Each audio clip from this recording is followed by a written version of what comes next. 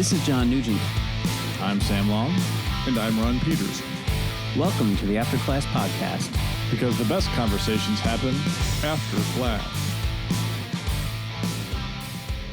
Thanks for joining us. Another episode of the After Class Podcast. We're glad to have you along. You know, we give you a lot of things, mostly rambling by the three of us. But, maybe a little bit of grief. But today, for our faithful listeners, we want to give you something even more. We want to give you a book, sort of. John? Yeah, we've been doing this series on violence, and in the Bible in particular. And specifically, yes, the Bible.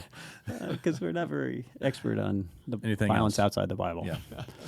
And it just so happens that last week, I guess a friend, he's not someone I've met personally, but someone who has written some books and has asked me to do reviews of them or write blurbs for them, reached out to me to say, hey, this book I've written recently, I've converted to Audible or audio, some kind of audio version of the book. And to thank me for the work I've done for him, he's offered me 3 free copies or discount codes for these books. And just so happens, the books he writes are on violence. Yes. So the guy's name is Matthew Fleischer. He's written 2 books on violence that I know of. One is the Old Testament case for nonviolence. So this guy is not in pro-violence camp. Right. But We would be giving those books away. yeah. So he's basically talking about, how from an Old Testament perspective should we think about violence, and does the Old Testament champion violence as people often assume, or can it be read also as advocating nonviolence? As people ordinarily read the New Testament that way. Seldom read the Old Testament that way. So that one book is the Old Testament case for violence. His second book is Jesus the Pacifist, a concise guide to his radical nonviolence. So I guess that's the New Testament equivalent. Right. So it's that second book that he's given me a coupon discount code for. So I've already read the book, and we thought we would give you guys the opportunity to get in on it. If you're listening to this series, you may want to read more. And we're skipping along the surface of these things, hitting the topics, and we're not going into uber detail. And if you might want a hard copy, or some people ask, like, well, what book can I read that helps? Well, here are a couple of books, and the one you can win. And Sam is going to tell you how to win it. Sure. So if you have not left a review for us, either on iTunes or I assume other places you can leave them, Google Play, Spotify, even Facebook. If you have not left a review for us, now is the time to do it. Yes. If you are one of the first 3 people to leave a review, and then you need to comment on our Facebook page on this episode. So you listen to this episode, you find this episode where we post about it, and comment, and a screenshot wouldn't hurt of your review if you want to put the text in there. The first 3 people that do that will receive the free book. So that's it. If you don't understand what I'm talking about, then this is not for you. You don't have the skill set to win this book. If you have already left a review, we thank you for that. We really do appreciate it. I'm sorry, this is not also for you. You're not eligible for this particular giveaway. We'll get you for the next one. Yes, we'll find a way. Now, you might be thinking, well, you're giving away a book that's obviously pro-nonviolence. Isn't that kind of biased? Isn't that like tipping your hand? Well, maybe. But hey, if someone offering a free audio book or physical book to us on just war theory and legitimate, Jesus, Holy War, all that business, Jesus the Zealot, right. Remember that book? Yes. Is it Reza Allah? Wait. Anyway, I know what you're talking about. Jesus the Zealot, I think is the name of the book. The Aslan guy, Reza. Yeah. Aslan? Yeah. Maybe. I can't remember. Yeah, Reza Aslan or something like that. Yeah. Hey, we would give other books away too, but he's the guy who contacted me last week in the middle of this series. So anyone else wants to give us books to give away to people, hey, we're happy to we will present both sides of the argument. Yeah. Yeah. So to sum up, write a review, post it on our Facebook on this specific episode. That's it. Yeah. And at some point, you'll have to maybe do a personal email to us to give us your email address. Right. We'll reach out to you on that. Yeah, so that we can actually send the code. And if you're not on Facebook, I don't know what to tell you. Yeah. And the code is for listening to it on Spotify. Okay. Now, it's an audiobook. It is an audiobook. It's not a regular book. And so you can listen to it with a free Spotify account. You don't have to like pay for the subscription service. Blah blah blah. Yeah. I've been using using free Spotify for years, so it's nice. I mean, I like listening to podcasts on Spotify. Yeah. Yeah. I've never used it for a podcast, but I use it to vet albums. Like I'm thinking about buying this album. Kind of want to listen to it several times. Yep. I still buy music. It's kind of old fashioned. I do a little bit. I don't as much as I used to. Like nowadays, I've got to really like an album or really like a band. It's like, okay, these are people I want to support. There's a guitarist out of Brazil that I really like, and she's a believer. And I'm like, I want to send her some money. I want to buy her stuff. So, yeah, I still buy music, too. I definitely do not buy music. I pay for the Spotify premium, and that's worth it. It's like it's way better. It's the way to go. Yes. I'm just trapped. I have so much I've purchased in the past. Yeah, I have a huge, MP3 music collection. It just pains me to like, no, I'm going to buy this, and then all of that I really never had to buy. Right. Right. I have access to it all anyway. Yep. But anyway, All right. well, we're going to continue our series then. Speaking of nonviolence, Okay, where we left off. Yeah, last time we got through most of Torah, and we started kind of transitioning into out of the topic of personal violence, like there's nothing in Torah that says, hey, go ahead and kill someone. Like no, quite the opposite. if it's intentional and you killed someone, then you're gonna die. Like Torah is pretty clear. It's gonna limit violence.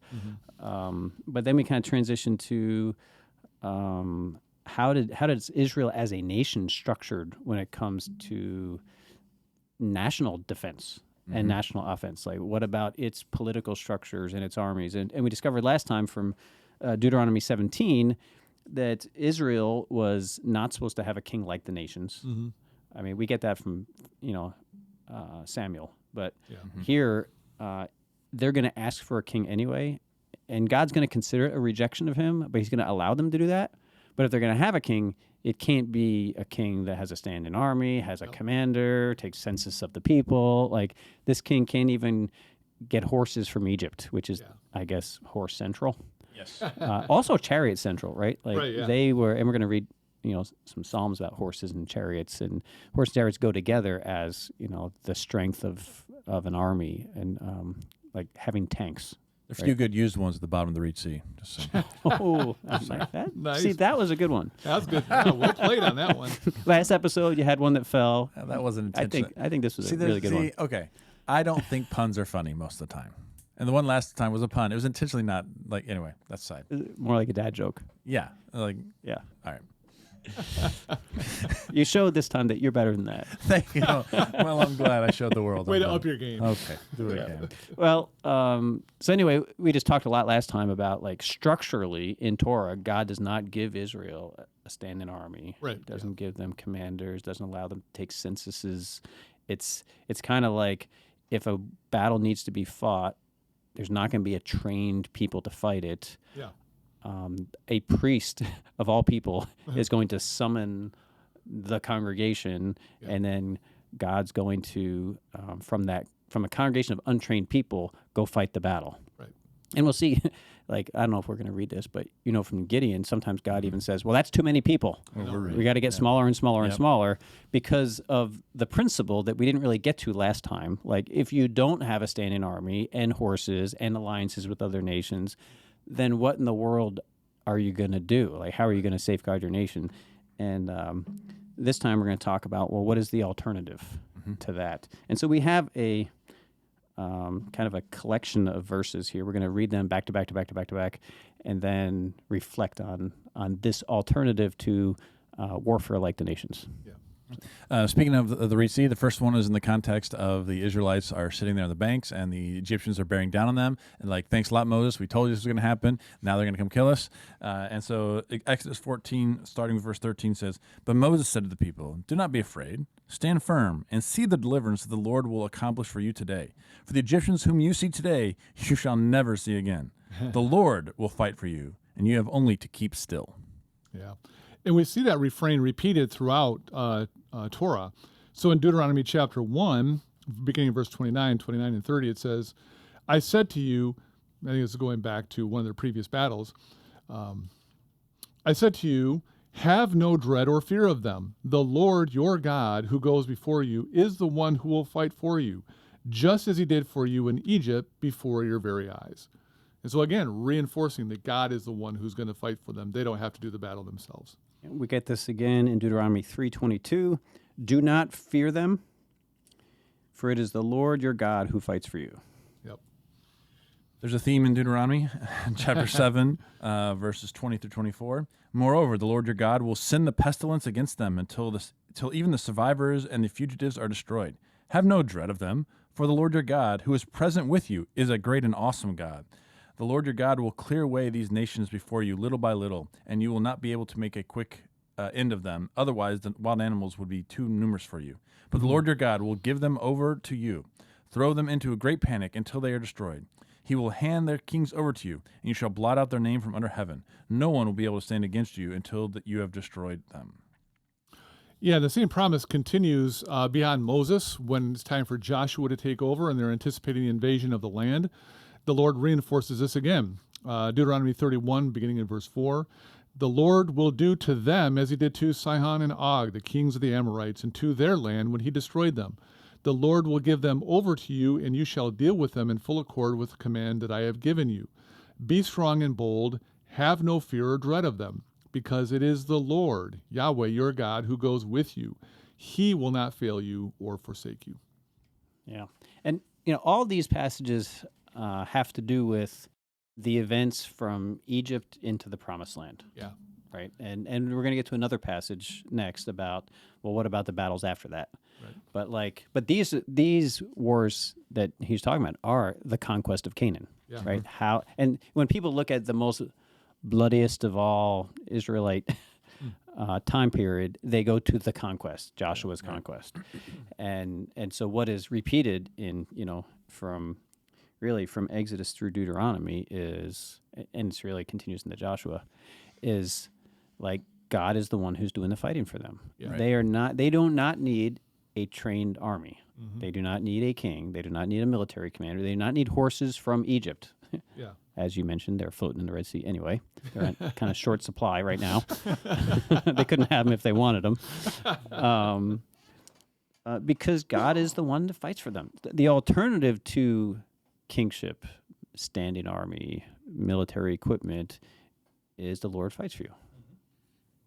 Yeah, it kind of reminds me, to be honest, have you seen that commercial with, I don't remember what it's for, but Charles Barkley's on the playground and they're picking teams. Right. Yeah. But it's like kids. It's Yeah. like 6-year-old kids. And it's like, we've got Barkley, and it doesn't matter that we're terrible and can't even throw the ball up in the net. And you got no one. Like, that's it. And so if you have God, you don't need like a really good basketball team. God is your Charles Barkley. Yes. I don't know if that's sacrilegious or not, but It should probably be stayed the other way around. Wait, Charles no. Barkley's your God? Nope, that's not the way to go. No, we're not going to say that. Charles Barkley is to your basketball team what God Yes. is to Israel going into the Promised Land. It's an analogy. We get it. Don't push it too far. From analogy to idolatry. Yes, amen. In less than 15 seconds. Okay. And, would you, I guess I'm going to put you on the spot, Sam, but would you say this notion of God being your army is limited to this episode coming out of the Promised Land, limited to the conquest, when you think about the Old Testament in general?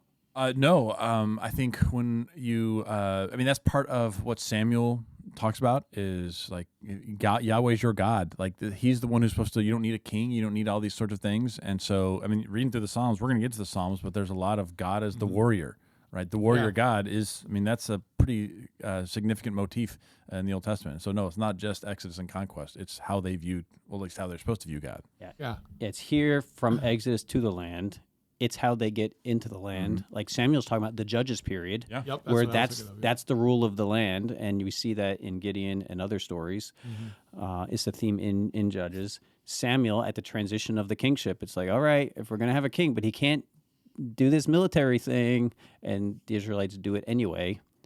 And the best kings are ones who rely upon God, and God fights for them. Like Jehoshaphat stands out. We're like Hezekiah, right? The best kings in Israel's stories are the one who lived by God will fight for you, and the worst kings are the ones who did the military thing. Yeah, exactly. And Josiah, who is considered one of the best kings, ends poorly because he tries to get involved in things he shouldn't. Yeah. Right. He's worried about, well, what happens if he's worried about like Egypt and Syria. So instead of just saying, nope, God will fight for us, he tries to get involved and he dies. And so an otherwise excellent, stellar king does this one stupid thing that goes against the rest of the biblical narrative. Yeah. Well, and I wonder if the tie there is to this idea of violence. I mean, we saw early on in the book of Genesis that as we're looking at sin playing out and sin becoming more pervasive, this primary expression is through violence. And there's some other things as well, two wives and stuff like that. So it's not the only thing, but it's certainly the dominant theme. Yeah, sexual violence and yeah, and I mean, that's physical part violence. of it. Yeah. Very good point. And so, he's a really great king until he starts violating the very thing that Torah is meant to, bring under God's dominion. And that's when things begin to fall apart. And that's a really important lesson for, I think, modern Christians to think about. It's not like Torah doesn't count anymore. It's like Torah reveals to us God's priorities. And if this is how strongly God feels about violence, and this is one of the big things that leads to Israel's downfall, then we need to think about it very seriously for our own lives. Yeah. So I think I want to step back at this point and discuss something, and just at least throw a question out there, like, and maybe people aren't grasping how radical this is, but it really is. Like, Yes. people are so accustomed to thinking of, the Old Testament is where God was violent, and the New Right, Testament yeah. is where he was all peaceful Jesus. Love your enemy, but you're allowed to hate him in the Old Testament. Right. That dichotomy is so strong in people's minds. But here, like, when you're looking at Israel's structures and their laws, that's just not the picture that's painted. Right. And it almost seems farcical, like, to tell a nation, I'm going to put you in the land, I'm going to protect you, but no military commander, no standing army, no horses, no tanks, no B-52 bombers. You can't have any of that, and you got to rely on me to fight your battles for you. Like, that's insane. Yeah. Yeah, Like- Christians struggle with that idea. People who trust God still struggle with that idea. Yeah. So my question, I guess, then is why? Like, why would God take, strategically, why would God take them out of Egypt, put them into a land with no real form of self-defense and holding off nations? Like, God knows this is a land that people try to take. Like, back in Abraham's time, there were kings from the north and, the east who were coming to pillage the land. Like, why would God put his people in this land defenseless? Yeah. Like, from a human point of view, defenseless. Yeah. I think there are a number of factors that go in there. So I'm just going to give one of them that pops to mind. Actually, several popped in, but one of them pops into my mind is the idea of nation building. God is going to build them as a nation. Other empires built themselves through warfare and violence and all of that, and not just through military violence, so that's a big part of it, but through economic power and leveraging all those power structures.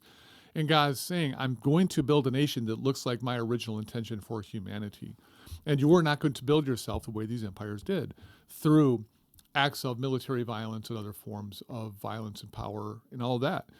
And so there are other things we're going to talk about here momentarily, but I think that initial stage of this is how you're going to be constructed and constituted as a nation is going to be radically different. As a message to the rest of the nations, you're doing it wrong. And this is not my plan for humanity. This is not what I was thinking when I created the world. And so I want a people who look radically different. And their resistance to violence is a big part of that message God wants to send to the rest of the world.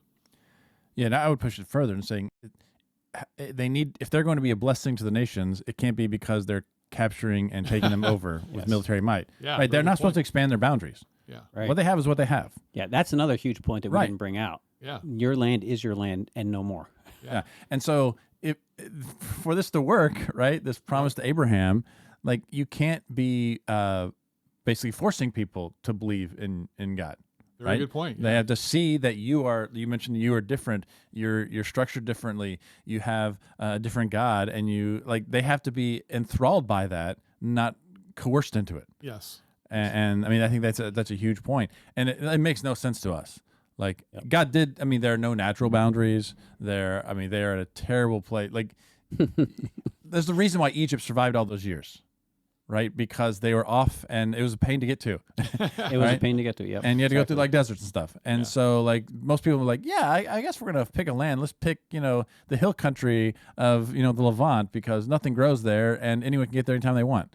Like it's not a great place to settle but it all requires that the people then have put their faith in their God. Yeah. Because you can't do it without faith, and they didn't. They second guessed all the time. And so God is creating a people who others would look like, man, you really have a lot of faith in your God, and He's proven Himself over and over again. Well, that's just it, yeah. It's well placed, but nonetheless, it requires way more faith than I have, and that's intriguing. Yeah, no army, no walled cities, none of that kind of stuff. I mean, yeah, they left Egypt without raising a sword. Yeah. Right? Like, so yeah, when God says, I will fight for you, like, remember last time? And then after they left Egypt, it wasn't just a one-time thing. When the Amorites came against them, it was God who won. Like, as long as Moses' staff was held up in the air, they're winning. And when Moses' staff is down, they're losing. It is a kind of a parable for Israel. Like, it's God who's winning this for you. It's not your military prowess. Yeah. Like, that's the message over and over and over again. And it just permeates Torah. Yeah, I mean, especially Deuteronomy, it says over and over again, "You are nothing. You are the least. You are the least of the nations." Yeah. And yet I'm bringing you, and you're overthrowing seemingly walled, armed cities in Canaan, and it's no problem because I'm God, and you're just following me. And that's just, like I said, radical is the right word for this stance and how they're supposed to comport themselves. Yeah, I mean, we talked about the book Jesus' Radical Nonviolence. Yeah. I mean, this is really like Joshua and Moses' radical trust in God. Yeah. Like trust in God to do the fighting. Yeah. And it's, people do die when Yes. when God overthrows the enemies. Yep. Right? And in the past, we've gone into detail about God's use of violence, and we talk about how, it's not like God did a total bloodbath in Canaan. He sent the pestilence ahead of them. He sent the hornets. He sent the drought. Like, this is a land that people do not generally stay on forever. Right. Yeah. They're used to migrating into the land, and when the weather gets really bad, they migrate out of the land. It's just a way of life. No one moves in there thinking this is a permanent thing. And so God, puts His people in the land where no one gets too comfortable, and then He does all sorts of things to make them uncomfortable. So most of the people have probably left the land, Yeah. and remaining in the land are, kings who have fortified little cities Right. and monopolized their resources, and they're able to, if you have the prime real estate in the land, you can survive the famines. Yeah. Really. And that's probably what happened. There were several people who had prime real estate, the kings of the cities, and they monopolized the resources there. And so they're able to get through. Everyone on the outskirts of those cities has left Dodge. I mean, they've gone down to Egypt. They've gone up north, where there's water. And so all that's left are these federations of kings. And when you read the book of Joshua, after the first two cities where God uses them as object lessons to follow His instructions, Right. and where God obviously wins the battles, like Jericho by collapsing the walls, and Ai through the strategic follow God's instructions and you'll win, right? But after that, all the battles are defensive. Like there's a battalion of kings from the south that band together and go after the Israelites. And then God fights against them and throws, boulders on their heads, right? But then there is a federation of kings from the north who go after the Israelites. These are those kings who occupied those cities where they monopolized the resources so that they could survive the pestilence that God had to scatter most of the people. That's more detail than we need for this point, but it's like God has done everything He can to make sure the least amount of people have to die. Yeah. But if those kings are bent on keeping their cities and they're coming after God's people, God says, I will fight for you, Right. Yeah. and I will subdue your enemies, and you will take over the land that I'm giving you. Yeah. Well, and that is such a key point right there, is that it all belongs to God. Egypt, Assyria, all those other nations, the land belongs to God. It's His property to do with as He pleases. And if He says to these kings, you got to get out of here because I got some other people I want to live here, God gets to make those decisions because it's His land. And He does what He can. Move out. I'm telling you, get out. Go find someplace else to live. And a lot of people did, but some chose not to. Yeah, and I like the point about they were confined to this land. Like God even says to the Israelites, that land of Ammon and Moab and Edom, that's not for you. Yeah. Like, this is Esau's land. Leave it to him. Like, Right. they're not supposed to imperially expand. Right. Of course, they do anyway. Yeah. And David and Solomon are a big part of that. Yep. Right? They take over the land that God told Moses, that's not your land. This is your land. And because, and I like the way you framed it, Sam. I mean, this has to do with Israel's purpose. Like, their purpose is to be a blessing to nations. And we know, because we know where the story goes forward, that purpose, reaches its high point in Jesus and in the church and the mission to go forth into all nations, making disciples of all nations. Yeah.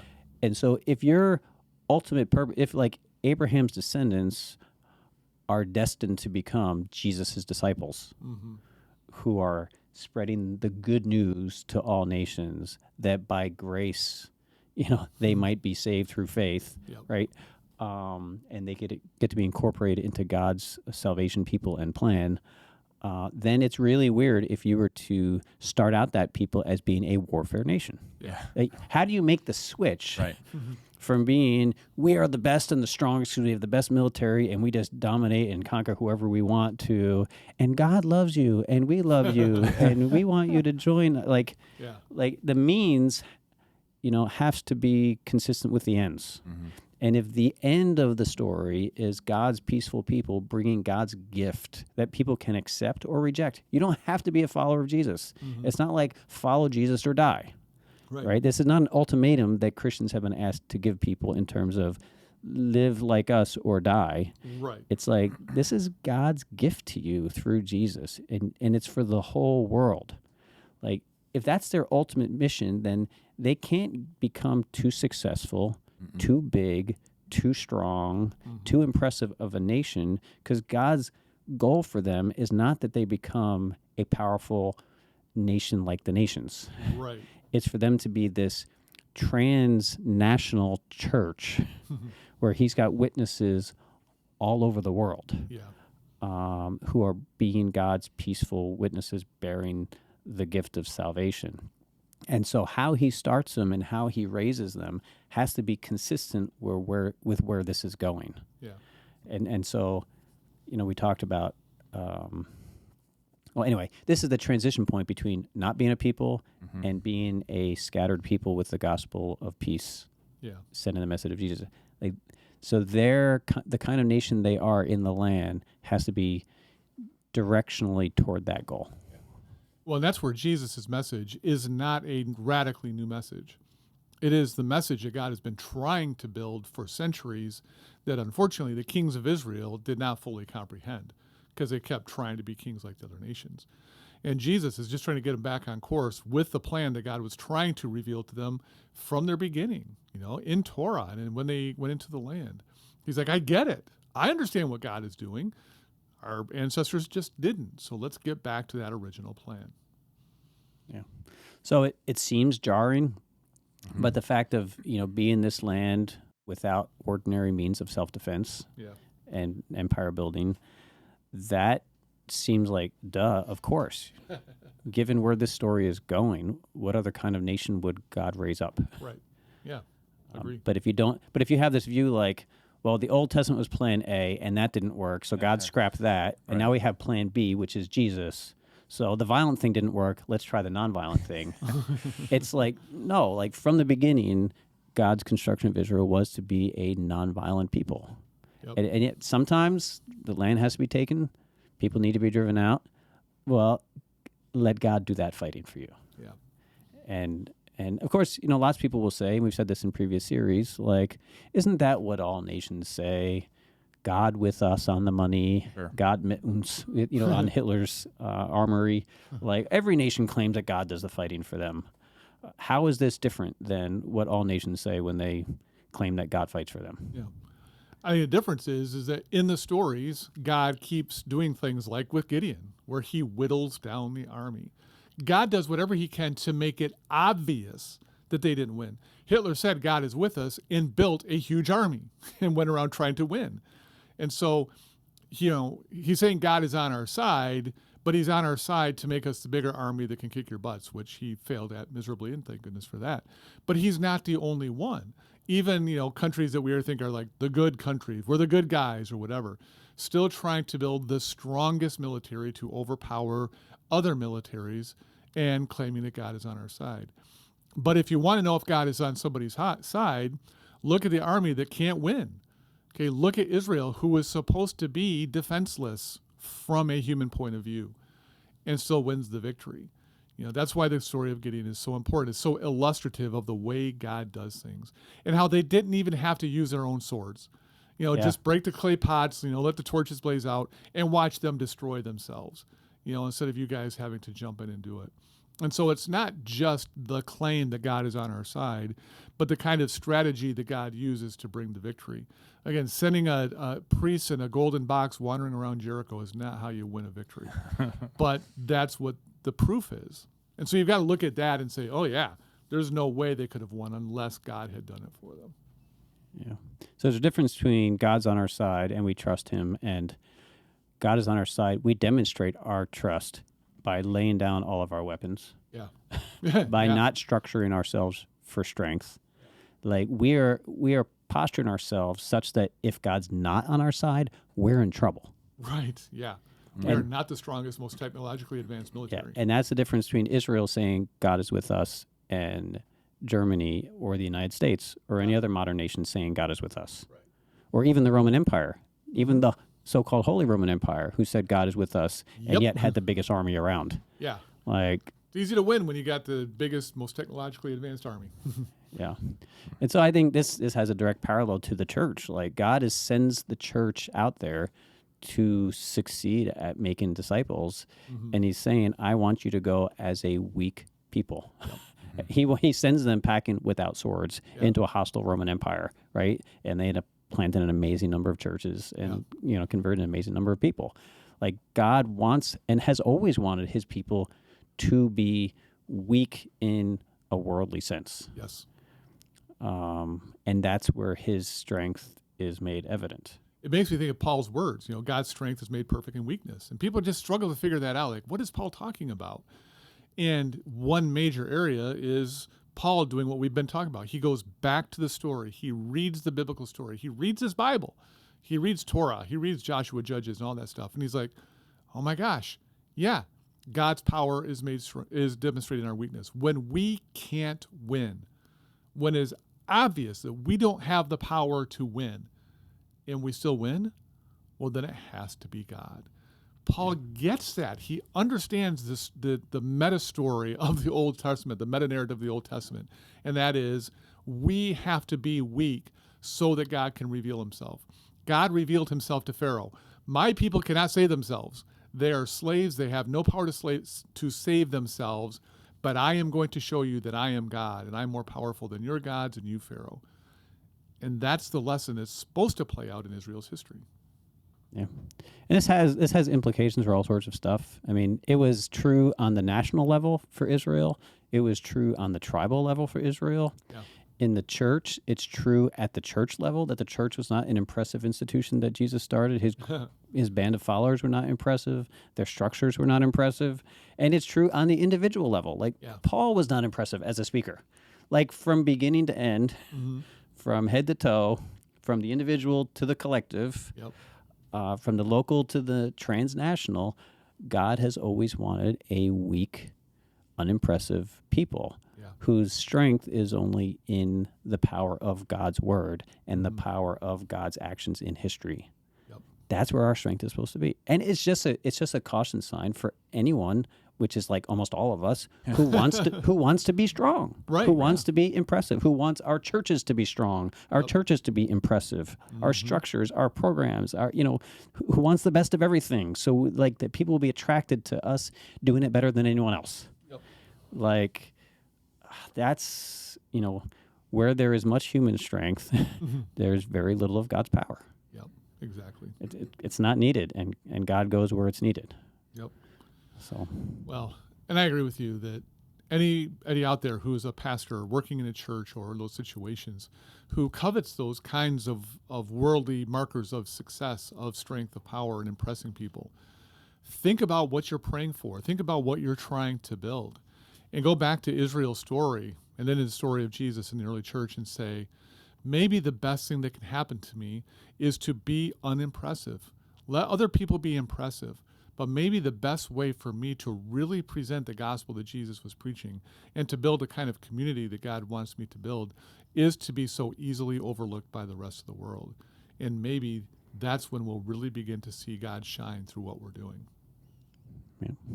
All right. Well, we got some passages that kind of bear out what we've been talking about. I think we'll read some of them. We've been referring to these things in Joshua and Judges. We've been talking about Gideon a lot, and some of you were like, all right, I need to know what this Gideon story is. Well, we'll get to it. But we'll start with just some examples from Joshua. So Joshua chapter 8, verse 7. I'll do the chapter 8 one, Sam, if you do the chapter 10. I'm going to read verse 7 and then verse 18. So, and this is the battle of Ai. So after the Joshua episode where the walls fall down, they go in and they take it. Jericho, okay. Yes, thank you. Yeah. He says, "You shall rise up from the ambush and seize the city, for the Lord your God will give it into your hand." So God gives them a specific strategy. Hey, if you do steps A, B, and C, I will make sure you come out ahead. Yeah. And that's exactly what happens. And then in verse 18, then the Lord said to Joshua, "Stretch out the sword that is in your hand toward Ai, for I will give it into your hand." And Joshua stretched out the sword that was in his hand toward the city. And as soon as he stretched out his hand, the troops in the ambush rose quickly out of their place and rushed forward. They entered the city, took it, and at once set the city on fire. So big success when they did it God's way. I didn't say that this was their second attempt to take the city. Exactly. I was trying to make that clear. Because when they took the city of Jericho, not the city of Joshua, they took the city of Jericho, God said, "Do not take any of the plunder for yourself. It is devoted to God. You're not going to get rich off this battle." And someone, Achan, took some plunder, and so God, so the camp was defiled by one individual, right? Treating this like a war to profit on, and not like a sacrifice that God has devoted this whole city to destruction. You can't profit off of that sacrifice. It's like it's as if you brought an animal to the altar that was to be wholly consumed, and in the middle of it, you took the animal off the altar and took a bunch of meat and put the rest of the armor back, rest of the body out in the flames, and then you feasted off of the meat that you took. Like, no, that's not a whole burnt offering. Right, exactly. You cheated. Like, you didn't give it all to God. And they didn't give it all to God. And so the first time they went against Ai, they were really high off of the rush of beating Jericho. Yeah, sure. We got this now. And then they got destroyed because God wasn't on their side.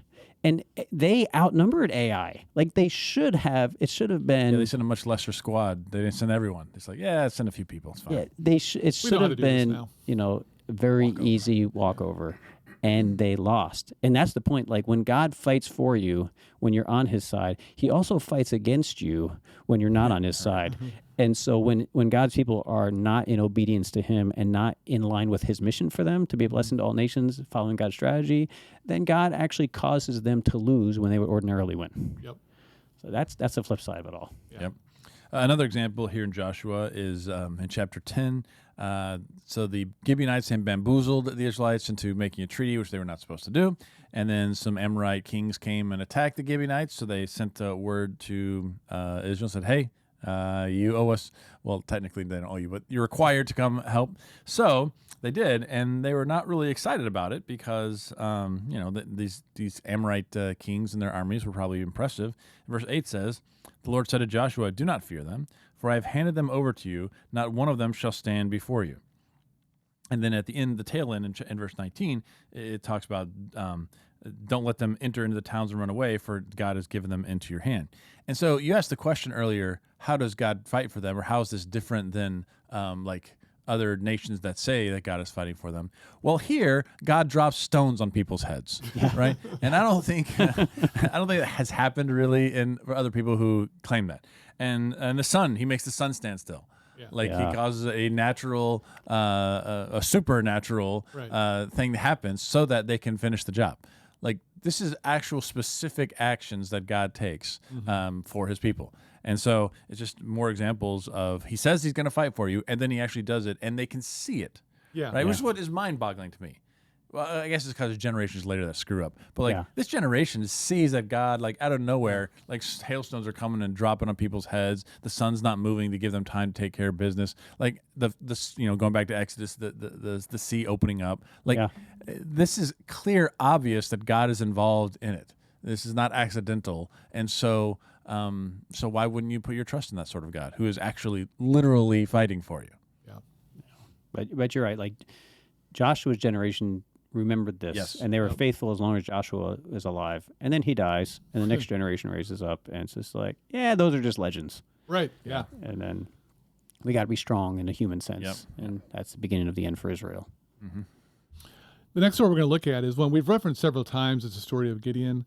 But I like the way it starts out because, actually, we're skipping a little bit ahead. This is not the beginning story of Gideon, but once Gideon agrees to do what God has called him to do, it says, the Lord said to Gideon, the troops with you are too many for me to give the Midianites into their hands. Israel would only take credit away from me, saying, my own hand has delivered me.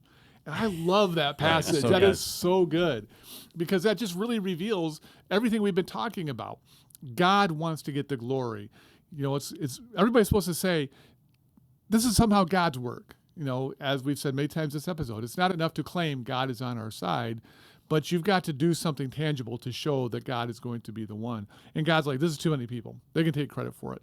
And so he whittles them down, has them go out and get a drink at the river, and the ones who drink a certain way have to go home, and the rest can stay with them. And he just whittles the army down into this really, really small group of people who could never win the battle. And then he gives them specific instructions on how to go into battle. You're not going to fight them. You're just going to take these, torches. You're going to put a pot over them. And when the signal is given, you're going to break the pot and shout out loud, and they'll wake up in the middle of the dark and start fighting each other. But this is a way for God to show that he is the one who won the victory for them. And so, Judges 7 is a great example of how God can give you the victory without using the traditional way of doing things.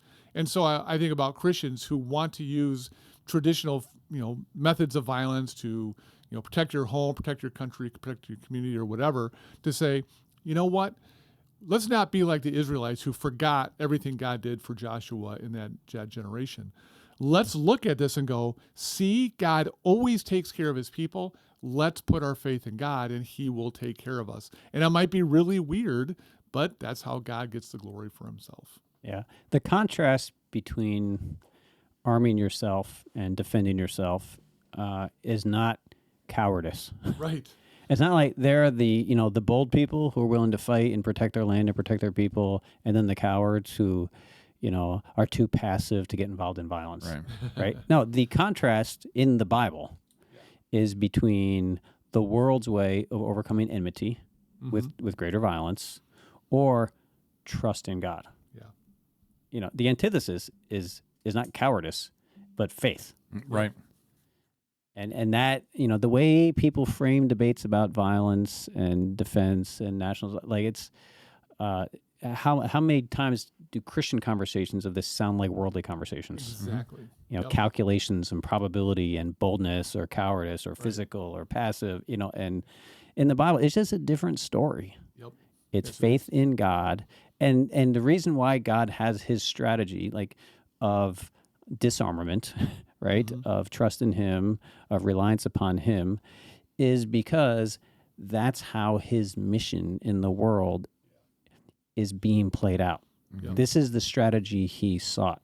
It's about aligning our nations, our churches, our lives, our household with God's way of being a blessing to all nations and working his mission forward. Yeah. And so we shouldn't think about it as like, there are people who by personality type are more the violent type and by personality or less. No, in the Bible, it's about God's strategy. And do you want to align with it? Yep. Agree. I think I want to squeeze in one more passage. All right. Because it would be a weird one to start with. But it underscores the point that we've been making. And this is later on. It's in 1 Samuel chapter 13. And this is Saul in preparation for a battle. So something very telling. And this is the thing with Torah.